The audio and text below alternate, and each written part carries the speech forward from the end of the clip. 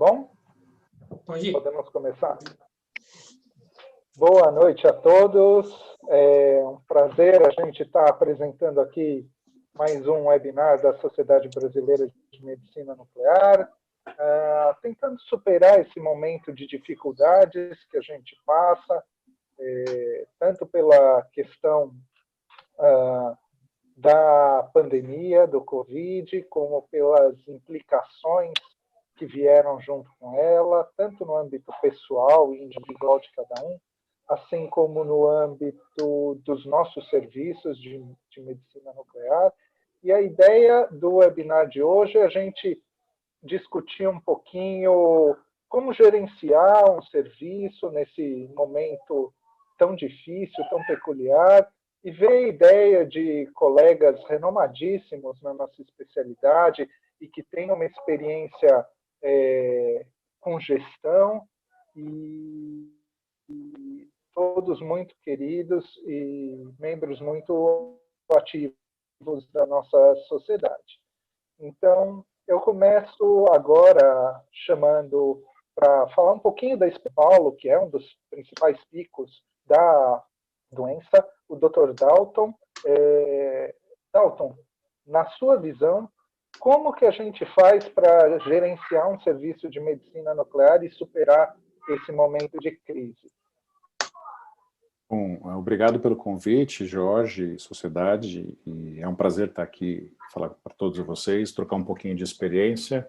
Só para contextualizar, eu estou coordenando o serviço da DASA aqui em São Paulo, nós temos nove unidades, ou seja, 9 endereços diferentes, portanto, não é fácil coordenar tudo isso, né? Dessas 9 unidades, uma é hospitalar, e essa unidade, para evitar contato de pacientes ambulatoriais com pacientes COVID, ela optou por fechar o atendimento ambulatorial. Tá? Então, nós deslocamos os atendimentos que essa unidade fazia hospitalar para as unidades ambulatoriais. Essa foi uma primeira solução. Não foi uma solução que partiu de mim, partiu de cima para baixo, mas que a gente teve que acatar para evitar justamente o contágio de pacientes da medicina nuclear. Imagino que isso possa ser a realidade de outros serviços também em São Paulo, que não necessariamente hospitalares, mas que têm atendimentos de análises clínicas, de outros tipos de imagens, né? Então, a primeira alternativa, a primeira medida foi essa. Manejar as agendas está sendo um grande desafio. Nós tivemos um pico de queda de volumetria de 90%, ou seja, não tinha paciente, um no-show altíssimo, e a gente, ao mesmo tempo, com esses desafios de conseguir o radiofármaco, né? O problema do radiofármaco não foi tão impactante para a gente, porque nossas unidades estão quase todas aderidas à radiofarmácia centralizada que existe aqui em São Paulo. Então, nós não tivemos desabastecimento, exceto numa unidade nossa que ainda trabalha com gerador. Nessa unidade, quando o gerador faltou, não teve alternativa, tivemos que remanejar as agendas e mudar os pacientes para uma outra semana. Com relação a manejo de funcionários, né, biomédicos e técnicos de enfermagem, a gente acabou afastando, por uma decisão da medicina do trabalho, aqueles que eram grupo de risco, aqueles funcionários, colaboradores diabéticos e hipertensos. Isso também não foi um grande problema, porque como a gente está com a volumetria tão baixa, nós acabamos fechando o período da tarde, ficando só com o período da manhã aberto para atender aqueles poucos pacientes que ainda nos procuram para fazer exame. Nosso maior problema, acho que foi com relação às terapias que nós fazemos no hospital, na nossa unidade hospitalar, isso não parou. Na verdade, os pacientes que tinham tratamento ambulatorial para doença benigna, como Graves, muitos deles optaram por adiar ou por cancelar o tratamento, mas aqueles pacientes com câncer, mesmo aqueles ambulatoriais, permaneceram na fila de espera para fazer esse tratamento. Nós tivemos aí umas 2 semanas sem iodo, né, todo mundo sabe, por problemas logísticos, que eu acho que a Adelina depois vai comentar melhor sobre essa dinâmica aí desses voos, né, que trazem os nossos radiofármacos. E o nosso maior problema, o maior prejuízo foram 2 pacientes que estavam já em meio de ciclo de Tyrogen e que o iodo não chegou e a gente não tinha mais TSH aumentado para fazer a terapia deles. E isso é uma coisa que eu até sugeri para a sociedade, porque eu liguei para o representante da Sanofi, expliquei para ele o problema, e ele falou que não tinha como fazer uma reposição, ou enfim, não tinha como doar um kit para esses pacientes. Então, eu já fiz aí uns trocentos relatórios para convênio. Minha conexão está instável, é isso? Vocês estão me escutando mal? Não? Tá bem? Tá? Tá tudo bem, Dalton. Tá tudo certinho, pode continuar. Perfeito. Enfim, a indústria, né, o fabricante do Tyrogen não cedeu. Eu acho que, eventualmente, se a gente puder, através da sociedade, interferir nisso, porque a gente está num momento que todo mundo tem que ceder um pouco, né? E, assim, não ceder nada é complicado. Então, a gente vai acabar procurando a operadora de saúde para que eles paguem um outro kit de Tyrogen para esse paciente que tomou o Tyrogen e não fez o tratamento, tá? Além dos atrasos que tivemos também de Xofigo e de Lutece, mas esse a gente acabou contornando porque não foi tão impactante assim, foi um atraso pequeno, né? Como se não bastasse, a enfermaria que a gente interna os pacientes com iodo, da noite para o dia, o hospital, sem avisar ninguém, transformou numa enfermaria de Covid, ou seja, os quartos que não eram do iodo, que são exclusivos de iodo, poderiam ter pacientes com Covid.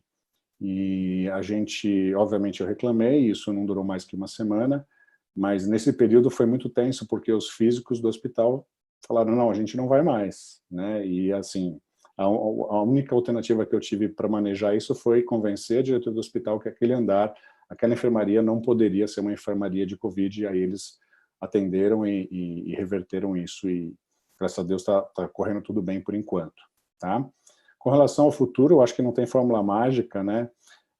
O que eu entendo que a gente, há um tempo, já está com a radiofarmácia centralizada, e eu incentivo isso. Eu acho que isso é um caminho que vai acabar sendo triado e vai ficar depois dessa crise. Eu conversei hoje com o Rafael, da RPH, e eles aumentaram bastante o número de clientes em São Paulo, e é óbvio que isso ia acontecer mais cedo ou mais tarde, né? E eu acho que isso é uma coisa que vem para ficar. Eu fico bem tranquilo tendo a RPH me fornecendo os radiofármacos. Desculpa fazer a propaganda aqui, mas é a única empresa que tem, então, e é a única cidade que tem. Então, é uma realidade um pouco diferente essa minha aqui, tá? E eu acho que a gente tem que estar preparado para duas coisas, né? Eu tenho conversado com alguns médicos que estão mais na linha de frente, e eles têm falado que os pacientes estão perdendo convênios, estão perdendo emprego. Teve uma empresa aqui de São Paulo, de material esportivo, que chama Decathlon, e mandou todo mundo embora. E ele atendia uma paciente que era funcionária da Decathlon e ela simplesmente perdeu o emprego. Então, eu acho que a gente vai ter duas ondas depois que passar essa crise. A primeira onda vai ser uma demanda de pacientes que deixaram de fazer exames e vão ser pacientes potencialmente mais graves, né? Aquelas isquemias pequenas vão se tornar maiores, enfim, as poucas metástases vão se tornar mais numerosas, e isso não vai ser um grande problema para a gente, é para o paciente, mas não para a gente. Agora, uma segunda onda que eu imagino vai ser a onda de pacientes que vão perder emprego, vão perder convênio, e aí eu acho que esse fator negativo vai acabar anulando essa onda aí de aumento de pacientes. Então, eu vejo uma onda positiva de aumento de pacientes imediatamente após a crise, e uma bem negativa depois de pacientes que perderam o emprego e perderam o convênio. Então, a gente tem que se preparar para isso, tá?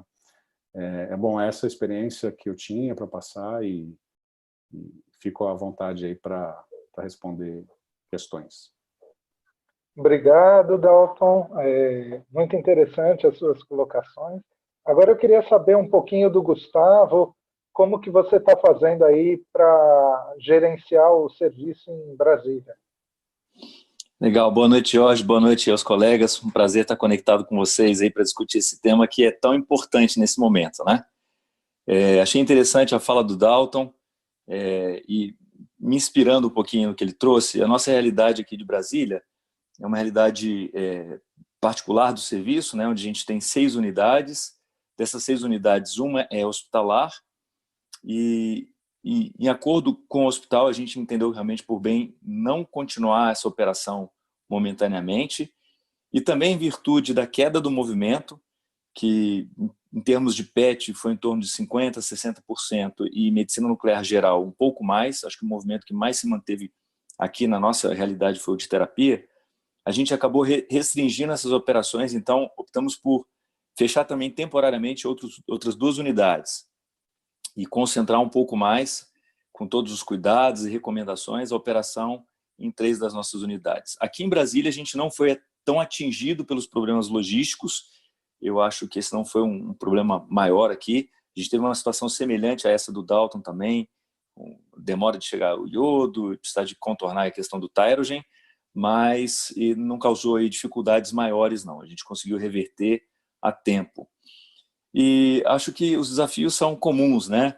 A gente recentemente contribuiu aí, a pedido do Juliano, com uma cartilha de recomendações para os serviços privados, né? Como superar, algumas dicas de como a gente pode superar a crise nesse momento.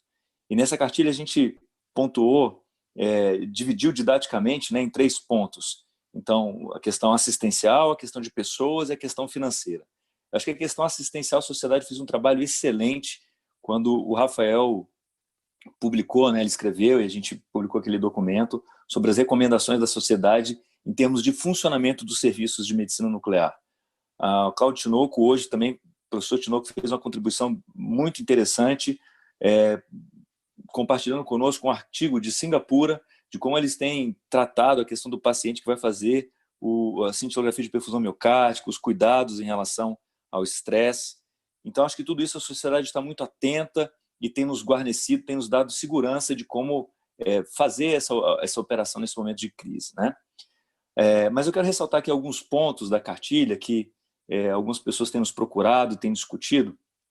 Então, quando a gente fala da questão de recursos humanos, das pessoas, né, que são ativo valiosíssimo para os nossos serviços, acho que é muito importante, em primeiro lugar, a gente garantir a segurança dos nossos funcionários e colaboradores. Em primeiro lugar, por uma responsabilidade nossa, médica e responsabilidade pessoal que a gente tem. Em segundo lugar, porque eles precisam também de se sentir seguros para desempenhar um bom trabalho nesse momento, né? E junto com essa proteção, muito importante um diálogo aberto, um diálogo próximo, que vai trazer para eles a segurança e a tranquilidade das ações que a empresa está tomando nesse momento. Então, priorizar uma boa comunicação interna, criando um canal oficial de troca rápida dessas informações com os colaboradores, eu acho que isso é essencial nesse momento, até para que realmente o clima organizacional não seja comprometido. Bom, e aí a gente entra em algumas questões que realmente podem ter uma repercussão econômica favorável, né? O que a gente pode fazer nesse sentido? Um outro aspecto ainda, antes de mergulhar na questão financeira, econômica, no que diz respeito às pessoas, é que tudo aquilo que é administrativo, a gente sabe hoje, e a gente tem vivido essa questão, a gente tem descoberto cada vez mais com a prática, que isso pode ser flexibilizado com o trabalho remoto e à distância, né? Então, assim, na nossa realidade, boa parte do nosso pessoal administrativo acabou realmente ficando com o trabalho remoto. E isso tem levado a gente a entender que a gente não está perdendo nada em termos de produtividade, pelo contrário, as pessoas ficam mais seguras, ficam mais felizes, contentes em saber que a gente delega confiança e isso tem funcionado muito bem. Mas, do ponto de vista de manejo, então, das pessoas, a primeira recomendação é a gente realmente evitar ao máximo a questão da demissão. Por quê? Porque, primeiro, que a nossa mão de obra é absolutamente especializada. Isso requer um tempo, necessidade para treinar. Não só o médico, mas todos que atuam na área técnica e mesmo aqueles que atuam na área administrativa. Existem uma série de peculiaridades dos nossos exames e protocolos. Então, o pessoal da medicina nuclear é, de fato, um grande ativo. A gente tem que primar por esse ativo. Nesse sentido, o que aconteceu? A gente teve aí a publicação de 2 medidas provisórias muito interessantes, a 927 e a 936.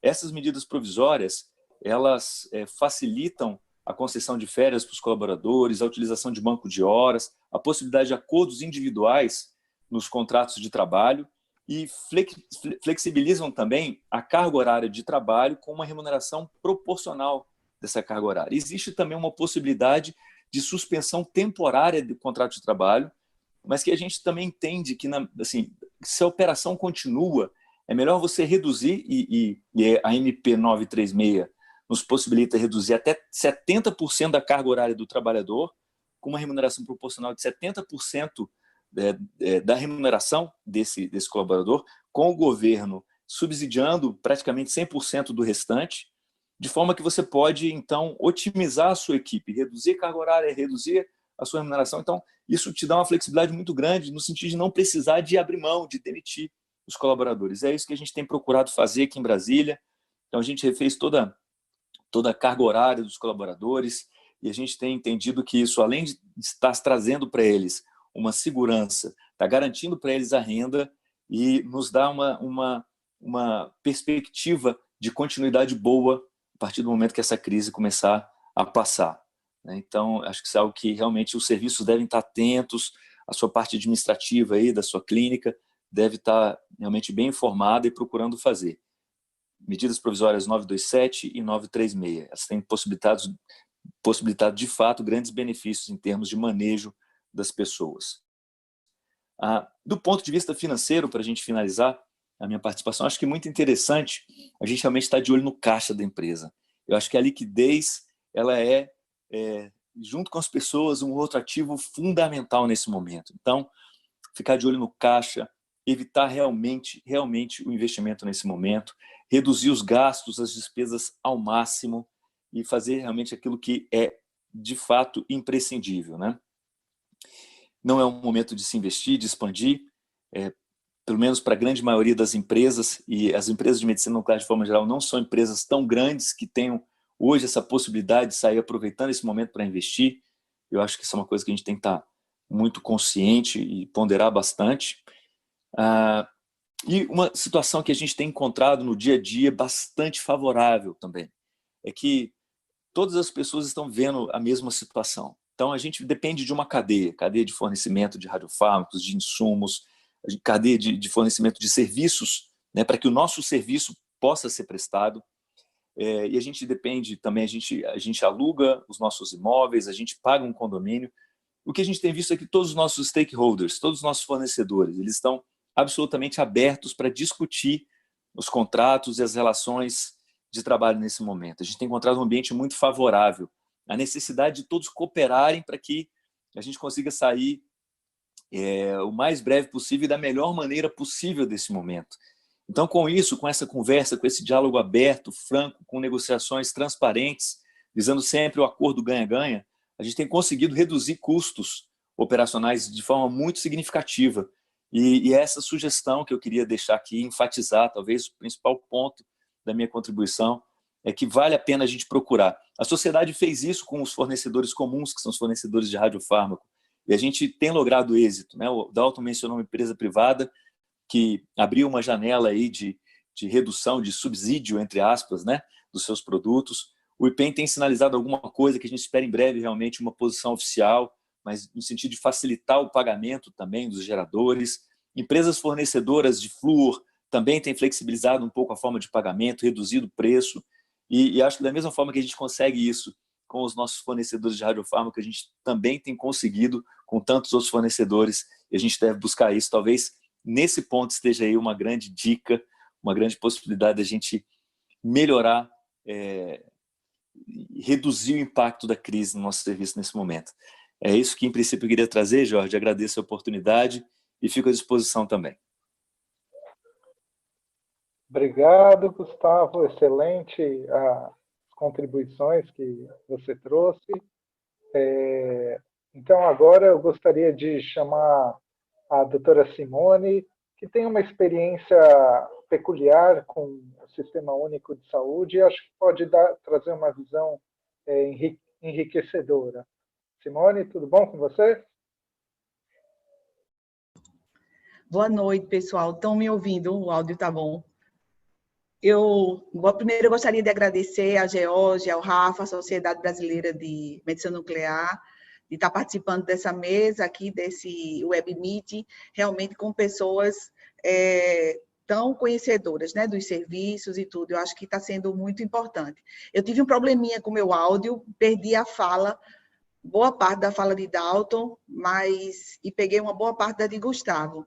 Assim, algumas coisas que Gustavo comentou, eu ia falar aqui, que é na parte de superação, eu dividi aqui o que eu teria a falar em 2 momentos, né, porque o tema é gerenciamento e logística de serviços de medicina nuclear durante a pandemia, visando a superação. Né? Então, eu acho que os problemas dentro de um serviço de medicina nuclear são divididos em 3 setores. Um é a parte dos exames de FDG, porque são problemas que eu considero um pouco diferentes, os exames da medicina nuclear geral e a parte da terapia. Tá? O que eles têm em comum? Primeiro, eu preciso falar dos problemas para a gente ver como é que a gente vai superá-los. Em comum, que foi decretado, né, isolamento pelo Ministério da Saúde, então não só os serviços de medicina nuclear, mas todos os serviços, de uma forma geral, que trabalham dentro das especialidades médicas, que trabalham com procedimentos mais eletivos, sofreram problemas de redução drástica no número de pacientes. Né? Então, a outra coisa, então, fora a redução de pacientes, o que é que você tem mais de problema? Os transportes, problemas com transportes, principalmente a malha aérea, a gente tem tido, problemas não só no transporte e distribuição de fármacos, né, no recebimento de produtos, mas também dos pacientes chegarem, principalmente pacientes do SUS, porque depende de prefeitura, de cargos de prefeitura, muitos deles. Então, mesmo aqueles que a gente triou e acha que ele deveria fazer o exame naquele momento, não poderia ser adiado, mas eles têm dificuldade de chegar ao setor. E a outra coisa é que mesmo aqueles pacientes que a gente acha que se faz necessário fazer o exame, muitos deles não têm a quem mostrar, porque os seus médicos, muitas consultas do SUS também foram desmarcadas. Então, por exemplo, aqui no Hospital das Clínicas, o hospital foi todo reformado, preparado para receber pacientes de Covid. Então, praticamente todos os serviços seletivos eles foram suspensos. Então, eles estão tentando adaptar a teleconsulta para esses pacientes. Então, isso é um problema. Mesmo que a gente consiga fazer o exame, eles não têm a quem mostrar. E alguns pacientes que a gente triou, que achava que ele deveria fazer, qual é o problema também? Ele não se sente confiante de vir. Então, esses eu acho que são os problemas maiores, né, de redução drástica de pacientes, problemas de transporte dos pacientes virem, e os pacientes que deveriam fazer o exame, muitos deles não se sentem confiantes e seguros de estar ali fazendo aquele exame naquele momento. Aí, o outro problema, quais são os outros que a crise acarretou os serviços de medicina nuclear? Os fornecimentos, a gente já tinha alguns problemas, né, de distribuição de radiofármacos, de inconstância de geradores e de iodo, e aumentou um pouco nas últimas semanas. E isso, a gente tentou, os serviços que têm tentado manter iodoterapia, muitas vezes não têm conseguido por conta do iodo não chegar a contento, às vezes por atraso lá na produção ou por problema na malha aérea. É isso que eles têm me dito. E do FDG, há uma disparidade aqui no Nordeste, porque a gente tem o fornecimento que vem de Fortaleza, então a cidade de Fortaleza e todos aqueles que ficam próximos a Fortaleza, elas têm sofrido bem menos, mas os que estão mais distantes de Fortaleza têm sofrido mais, porque por problemas na malha aérea. Então, uma solução que a gente traz aqui para esse problema do FDG em si, e FDG, como já foi falado com os demais, como os demais já falaram aqui, sofreu menos redução de pacientes. Então, em torno de 50% a 60% tem se mantido o número de doentes. Então, a ideia era, por que não fretar um avião à parte para poder trazer esse FDG nesses locais onde a malha terrestre não tem dado conta, pela distância. Mas o que eles me falaram é que a CENEM, por conta de exposição ao piloto, não permite isso. E, assim, se por acaso fosse possível, teria que ser só um balde.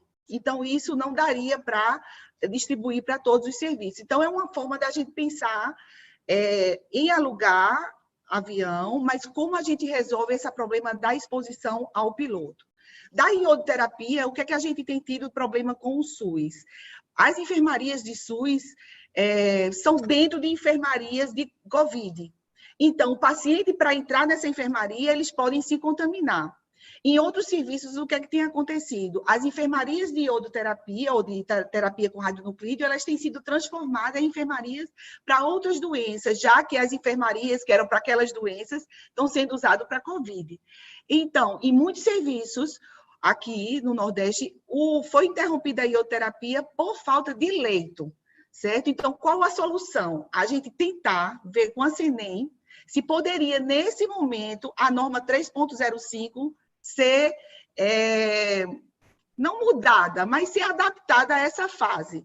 né? E a gente poder dar doses maiores de 100, 150 ambulatorialmente, daqueles doentes que tenham condições de moradia e tal, para poder receber. Principalmente porque são os doentes que a gente não pode adiar, que são os doentes que recebem maior dose, porque as doses ambulatoriais você poderia adiar. Então, essa é outra coisa que eu trago, na realidade, para debater da ioterapia, que foram sugestões. Como superar, como eu vejo essa crise? Na realidade, é uma pandemia que a gente está vivendo, é uma coisa inimaginável, que nunca ninguém pensou em passar.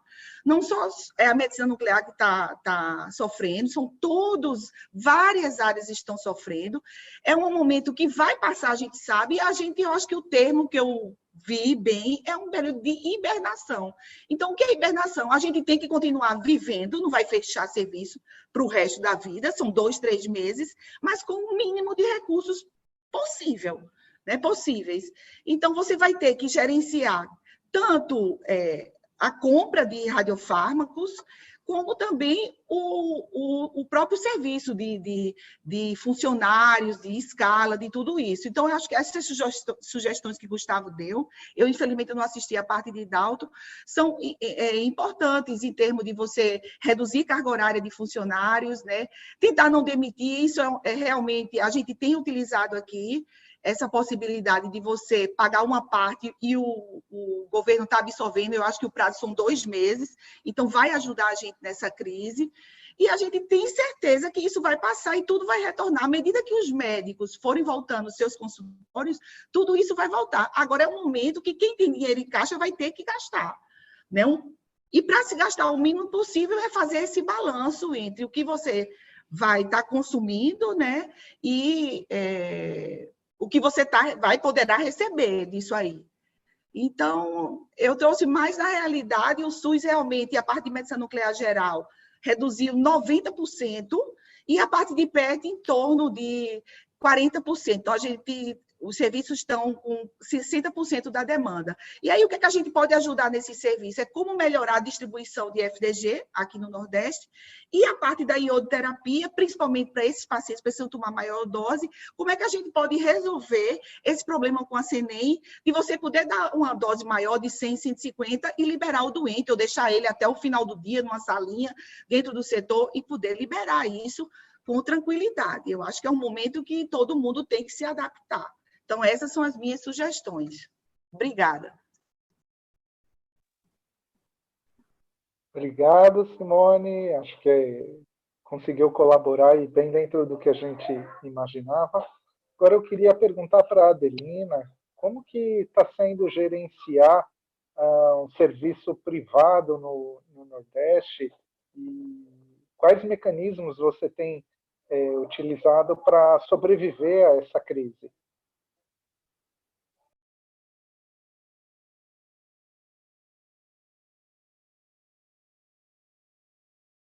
Oi, conseguem me ouvir? Boa noite. Tudo bem? Obrigada pelo convite. As pessoas que me antecederam acabaram fazendo uma introdução que eu acho que eu gostaria de pontuar as diferenças que a gente consegue ver no Brasil, na diferença entre o privado e o público. E aí eu vou fazer uma introdução, trazendo um pouco uma amarração disso que eu já imaginava que aconteceria, frente à diferença entre os palestrantes, né, das realidades diferentes que a gente vê no Brasil. Aí eu vou fazer uma introdução, vou mostrar aqui uns dados que eu acabei trazendo e que foram muito interessantes. Então, vou compartilhar aqui uma tela com vocês, com os dados que eu acho que são muito bacanas. Está dando para ver o slide? Esse slide eu tirei ontem numa apresentação da Globo News, onde a gente vê o número de casos de Covid no Brasil. E aí, a primeira coisa que eu gostaria de dizer, a gente sente na fala dos meus colegas que me antecederam, o quanto eles já sofrem o impacto da Covid em suas rotinas, e a curva, infelizmente, ainda é ascendente, né? Então, a gente não vê ainda nenhuma possibilidade de platô ou de redução, o que faz com que a gente leve em consideração aquilo que eles também já pontuaram, tenham cautela, não achem que mesmo que a gente queira, a gente consegue retornar a uma situação de normalidade prévia, por inúmeros fatores que eles, inclusive, já elencaram.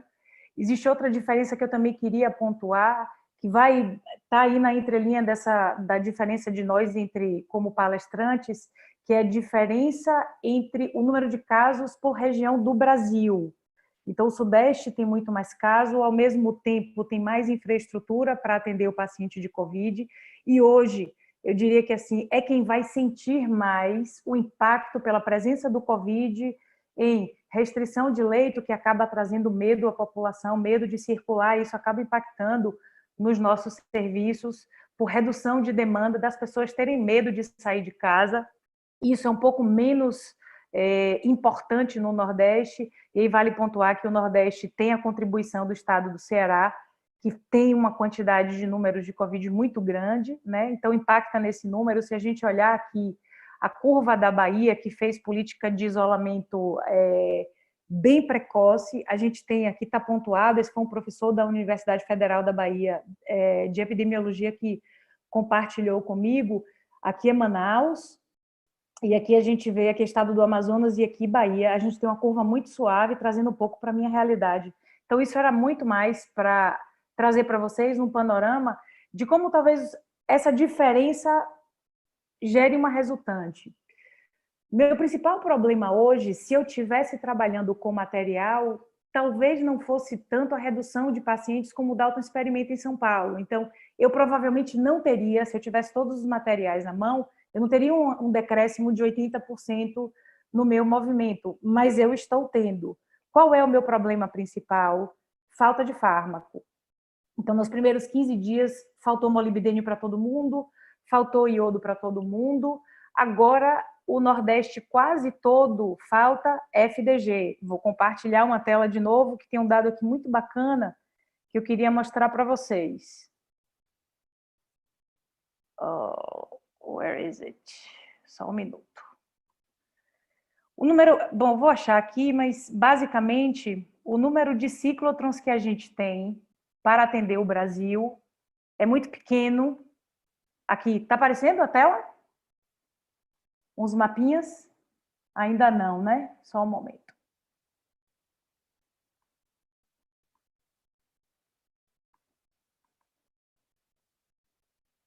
Acho que agora foi. Está aparecendo aí, né? Esse é um mapa bacana. O mapa do lado esquerdo é a malha aérea instituída pós-Covid, que é chamada de malha aérea essencial. Aqui, olha para ela, a gente vê na maioria dos estados uma representação das três companhias aéreas, né? Não vou nem dizer principais, assim, das 3 companhias aéreas. Então, faz parecer que existe uma normalidade. Eu tirei esse mapa do site da ANAC. Então, faz parecer uma normalidade, mas isso causa uma falsa impressão, porque a malha aérea essencial reduziu em 90% o número de voos dentro do Brasil, e isso se dá porque a maioria dos voos que trazem carga, vastíssima maioria, trazem passageiros. E hoje não existem mais passageiros voando de lá para cá, a não ser em situações muito extremas. Então, além de poucos voos, a gente tem muito cancelamento de última hora. E, ao mesmo tempo, agora, no mapinha do lado direito, eu fiz um mapa do Brasil, colocando esses símbolos radiativos, onde estão todos os ciclotrons do Brasil, e marcado num X os que não estão em operação. Então, a gente vê uma grande concentração do número de ciclotrons em uma determinada parte do país, o que faz com que a gente seja, aquilo que vocês já sabem, extremamente dependentes de malha aérea. Então, se não existe malha, não vai ter FDG para um número muito grande de pessoas, que é o que o Nordeste está passando hoje. Então, a sociedade fez uma grande ação, uma primeira ação inicial, muito bem sucedida, diga-se de passagem, junto com os nossos parceiros de longa data. Então, IPEM, CENEM, e aí acrescentamos os ministérios. Ministério de Ciências e Tecnologia e Infraestrutura, Ministério da Saúde, Gabinete de Segurança Institucional, nossos amigos lá da Marinha. Fizemos uma ação conjunta junto com o Comitê de Gestão de Crise do Covid para tentar garantir, pelo menos, a chegada daquilo que era crítico para todo mundo, que era molibdênio e iodo. E essa ação foi muito bem sucedida. Chegamos, inclusive, a uma fala muito bacana para a gente como retorno do ministro, do chefe da Casa Civil, o Braga Neto, que falou que essa ação trouxe radiação para os pacientes. Essa parte está parcialmente resolvida. É importante todo mundo saber que isso deve sofrer ainda algum tipo de instabilidade nos próximos tempos, porque os países, às vezes, a gente depende, esse é outro ponto que acho que assim, toda crise traz a possibilidade de solução, mas mostra muito bem suas vulnerabilidades, né? E a gente tem uma grande vulnerabilidade, que é a dependência muito grande de material vindo de fora do país. Então, num momento como esse impacto ele aparece. Então, nesse momento, eu ainda vislumbro que a gente vai ter algum nível de instabilidade de malha aérea internacional, apesar de que hoje existe uma afinação muito grande, não só da Sociedade de Medicina Nuclear, como da CNEM com o Ministério de Ciência e Tecnologia, que são os dois grandes atores desse movimento. E, do ponto de vista de FDG, aí eu vou falar assim, brevemente uma experiência pessoal que eu tive, que começa a resolver. Falar com pessoas que eu nunca falei. Então, assim, eu sempre tive os meus fornecedores e eles eram os mesmos. Então, um pouco pela ação da sociedade, mas por mim mesma, acabei ligando para todos os ciclotrons do Brasil e pedi, eu digo, por favor, vê se você não consegue um voo, uma outra possibilidade. Essa é uma. Procurei na cara dura o secretário de saúde do estado da Bahia, expliquei a ele a situação e pedi ajuda de um avião do estado que pudesse trazer FDG. Agora a gente está, e não é só a Bahia, né? Bahia, Alagoas, Sergipe e Maranhão estão há 20 dias sem fazer PET porque não tem como receber FDG.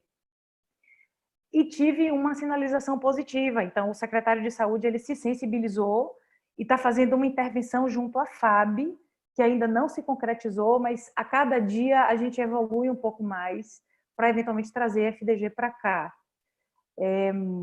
Então, assim, eu diria que ao longo da crise eu aprendi que conversar é muito importante, buscar novos fornecedores, sair do nosso lugar de conforto e procurar alternativas para mudar aquilo que você já faz, eventualmente que já faz muito bem, e poderia dizer que nos últimos 2 meses, porque pré-crise a gente ainda teve outras instabilidades até, que me trouxeram novos fornecedores que eu hoje admiro profundamente. Então, esse panorama é para um pouco trazer ideias do que acho que as pessoas podem fazer do ponto de vista logístico para melhorar a sua situação, apesar de achar que a gente ainda vai ter algum nível de instabilidade.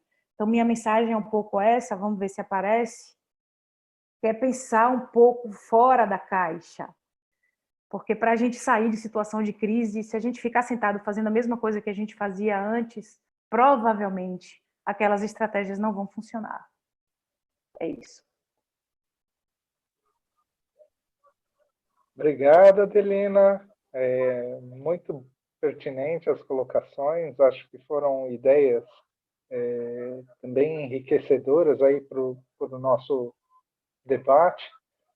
Agora eu queria ouvir um pouquinho da doutora Andréia, de Belém, da situação do norte do país, que a gente sabe que é uma das regiões mais carentes do Brasil e com maiores dificuldades logísticas.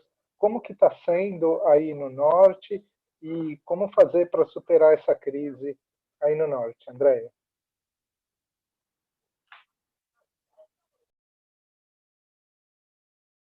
Queria agradecer o convite da sociedade para estar aqui com os colegas, uma equipe de peso aí, né? E para representar aqui a região norte. Além de todos os problemas que vocês já falaram, nós temos a dificuldade pior da malha aérea. Então, começando a falar de PET, nós estamos o norte inteiro sem fazer PET. Não chega...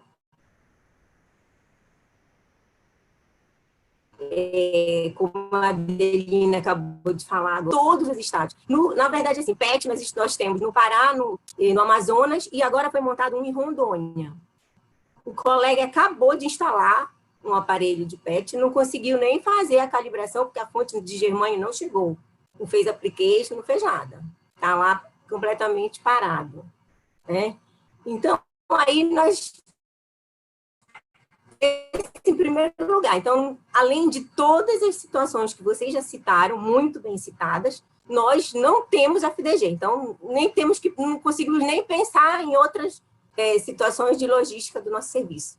Na medicina nuclear, a mesma coisa com a malha aérea, só que aqui já é um pouquinho diferente, porque há um atraso. Só que eu fiz uma conversa com alguns colegas dos estados aqui, e os atrasos, assim, eles são tamanhos que, às vezes, quando o gerador chega, a radiação já está mínimo rendimento, né?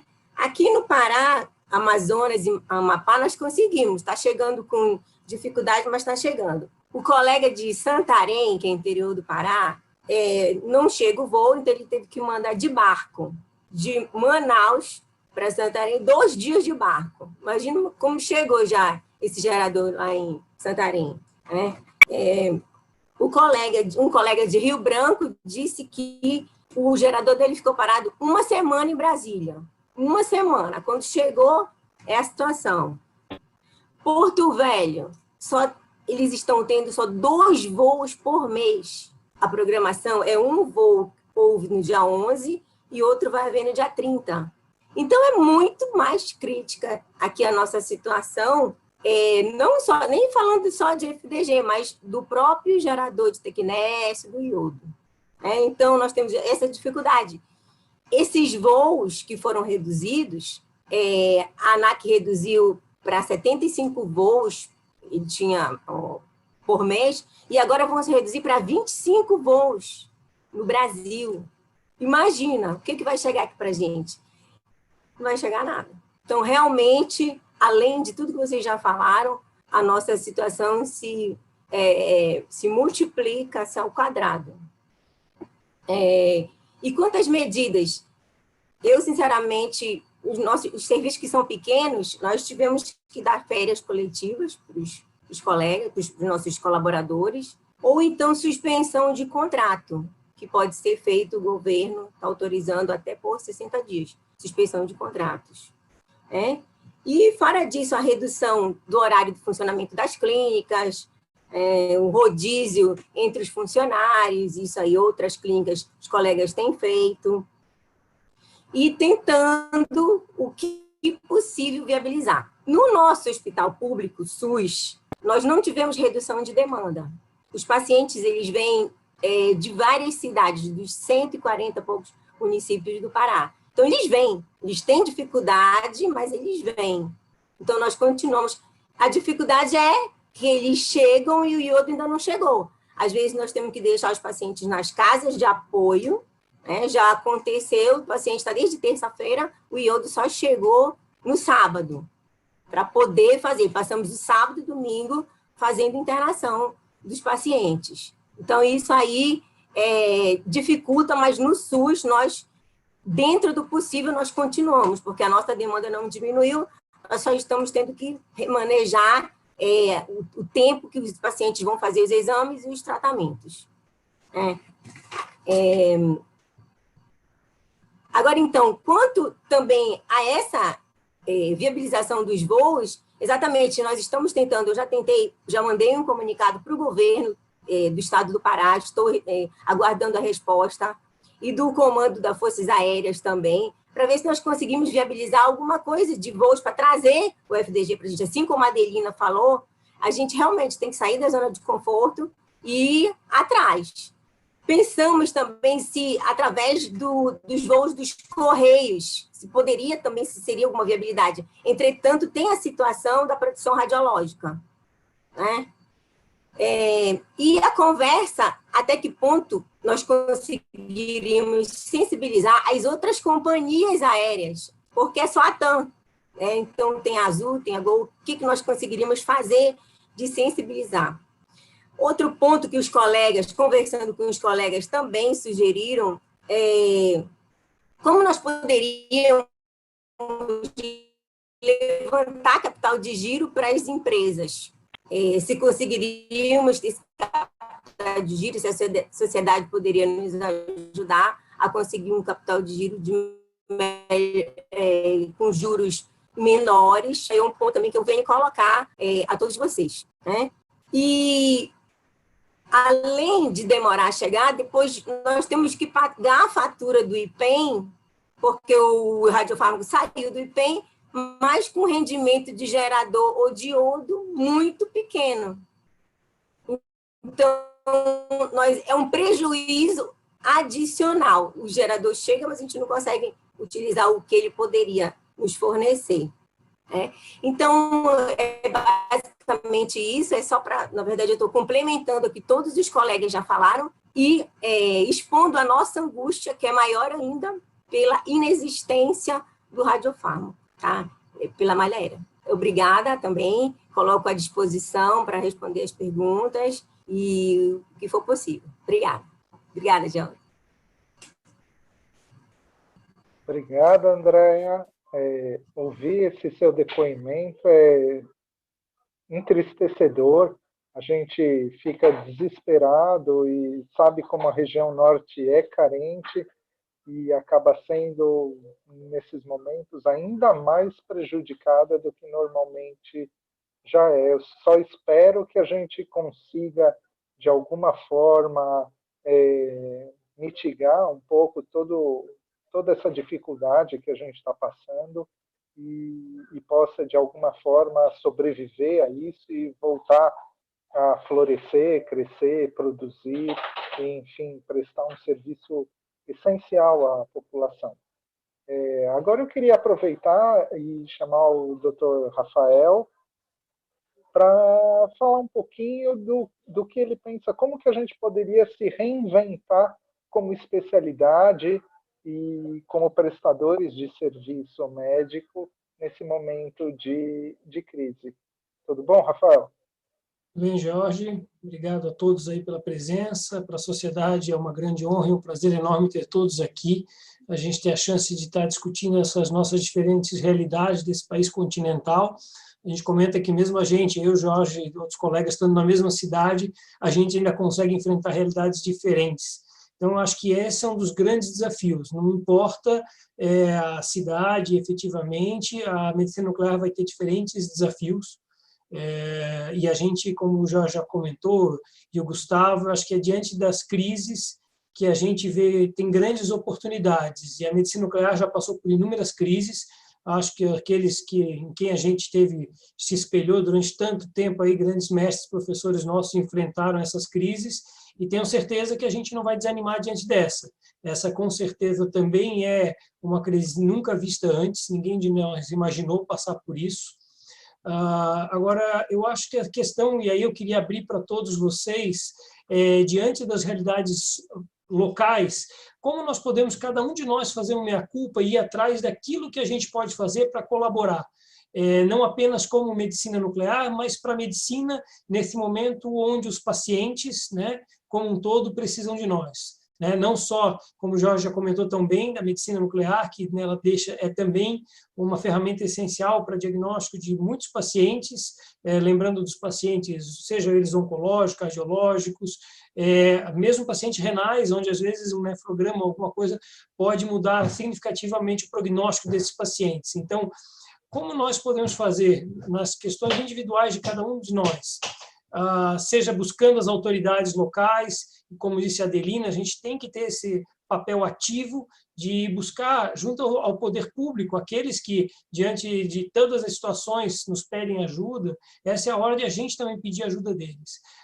O Gustavo colocou muito bem que a gente tem uma série de questões administrativas com as quais talvez muitos de nós não fossem tão afeitos, e alguns talvez já migraram um pouco mais para essa área de gestão, mas eu acho que a crise em si faz com que a necessidade de que todos os médicos nucleares acabem mergulhando um pouco mais na gestão, nas finanças dos seus serviços, aqueles que têm algum papel nesse sentido, e que possam otimizar. E a gente, claro, pedir o apoio de todos esses nossos parceiros, aí, sejam da iniciativa privada, sejam entes públicos, né, como o CENEM, IPEM, Ministério de Ciência e Tecnologia, Ministério da Saúde, as próprias outras instituições, como o próprio Gabinete de Segurança Institucional, que tem sempre nos apoiado.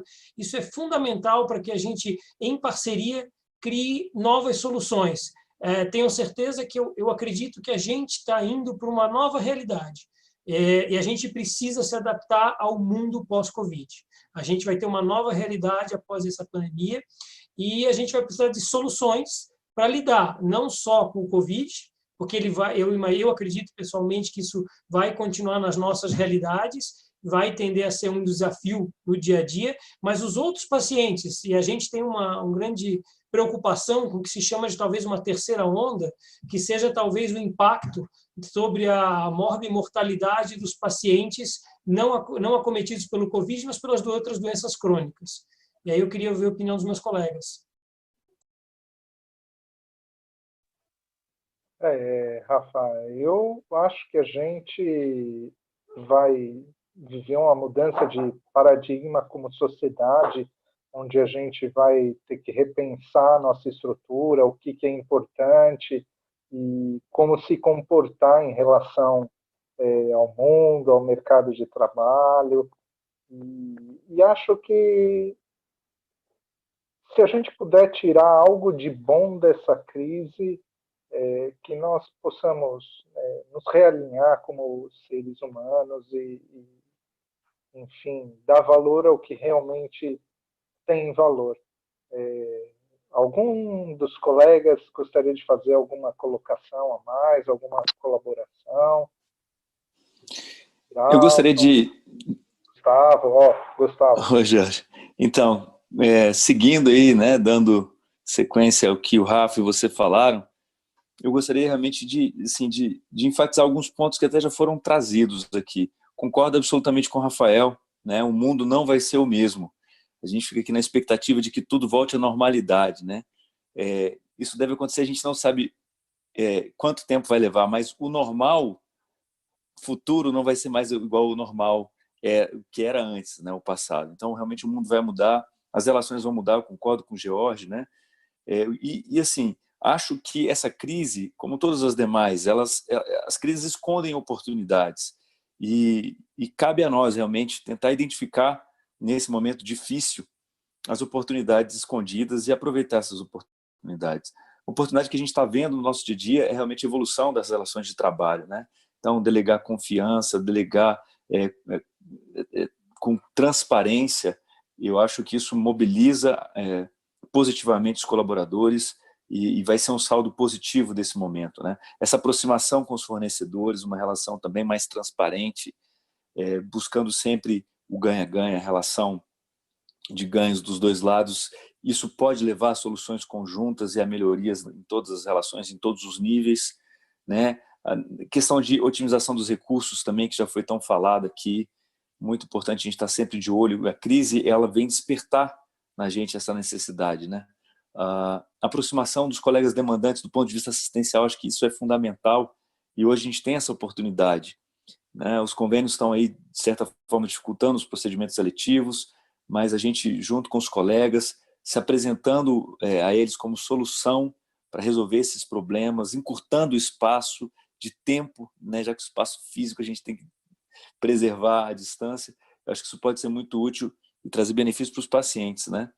E, por fim, concordo com o que já foi falado também sobre a necessidade de a gente sair da zona de conforto nesse momento, né? A gente tem, sim, oportunidade de desenvolver novas habilidades, uma comunicação mais efetiva, mais resolutiva, e isso tudo, com certeza, também pode ser um saldo muito positivo aí, passado esse momento, passado essa primeira, segunda, quem sabe até essa terceira onda, isso vai ficar aí como um saldo para a gente continuar tocando, fazendo os nossos serviços de uma maneira ainda melhor do que a gente já faz hoje.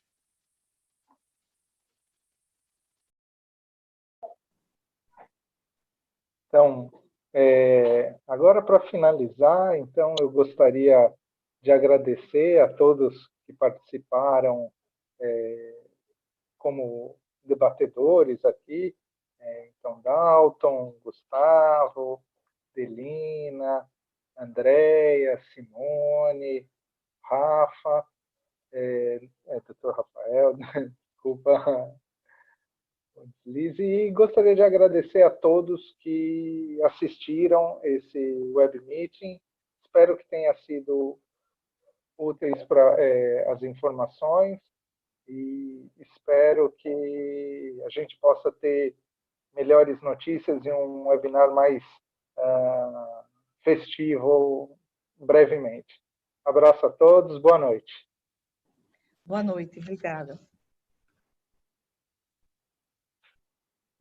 Boa noite. Boa noite, pessoal. Obrigado. Boa noite.